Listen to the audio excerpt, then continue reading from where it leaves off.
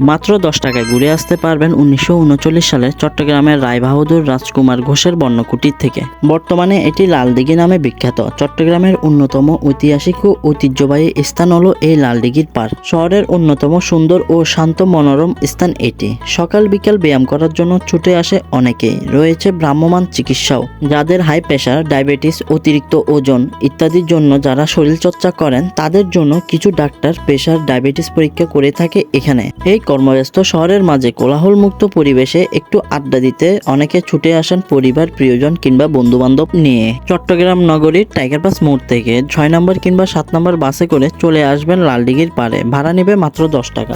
আর যারা বাসে করে ট্রাভেল করতে চান না, তারা রিক্সা কিংবা সিএনজি নিয়ে সোজা লালদিঘির পাড়ে চলে আসতে পারবেন। ভাড়া নেবে 100 থেকে 120 টাকা। এই লালদিঘি পার্কটি সাধারণত সকাল 7টা থেকে সকাল 10টা পর্যন্ত এবং বিকাল 3টা থেকে রাত 8:30 কিংবা 9টা পর্যন্ত খোলা থাকে। বর্তমানে এটি চট্টগ্রাম সিটি কর্পোরেশনের অধীনে। এই পার্কের মাঝখানে রয়েছে একটি দিঘি। এর চারপাশে জুড়ে রয়েছে অসংখ্য গাছগাছালি ও ফুলের বিভিন্ন গাছ। এরই কারণে প্রাকৃতিক নৈসর্গিক স্থান হিসেবে হয়ে উঠেছে জায়গাটি। চট্টগ্রাম নগরীর ব্যস্ততম শহরের মাঝে কোলাহলমুক্ত এমন পরিবেশের কারণে সকল মানুষের আনাগোনা লক্ষ্য করা যায় দেখার মতো। তাছাড়া রয়েছে ফুচকা, বেলপুরি, ঝালমুড়ির, বাদাম ও রংচার মতো ভ্রাম্যমাণ বিক্রেতারাও। আচ্ছা, এই দিঘির ইতিহাস কি আপনারা জানেন?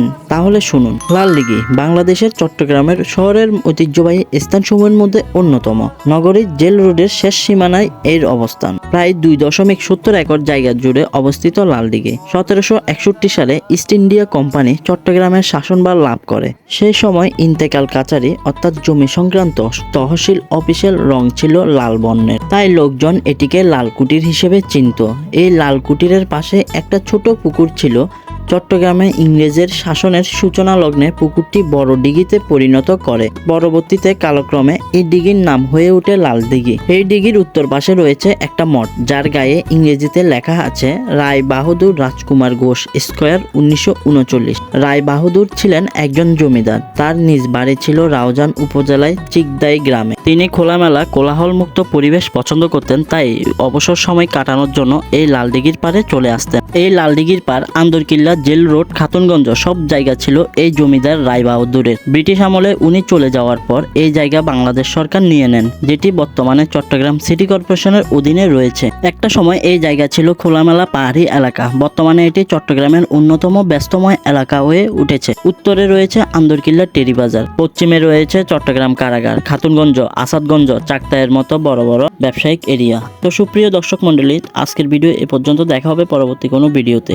এবং এই ভিডিওতে যদি ভালো লেগে থাকে অবশ্যই একটা লাইক, একটা সাবস্ক্রাইব করতে ভুলবেন না।